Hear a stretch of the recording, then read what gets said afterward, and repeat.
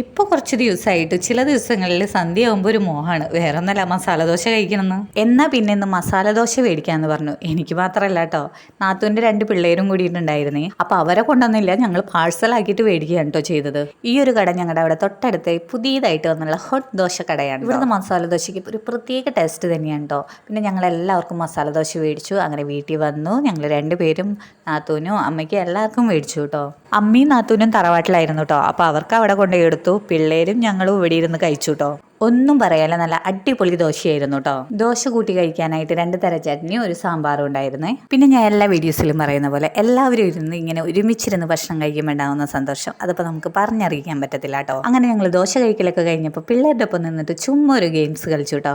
വേറൊന്നല്ല കേട്ടോ, നമ്മുടെ മേശപ്പുറത്ത് ചൂടുള്ള ഭക്ഷണം വെക്കുന്ന പ്ലേറ്റിൻ്റെ അടിയിൽ റൗണ്ടിന് ഒരു പ്ലാസ്റ്റിക്കിൻ്റെ സംഭവം ഉണ്ട് കേട്ടോ. അത് ഒറ്റ വിരലുമേ എത്ര നേരം പിടിച്ചു നിൽക്കുന്നത് അവരാണ് കേട്ടോ വിജയിക്കുന്നത്.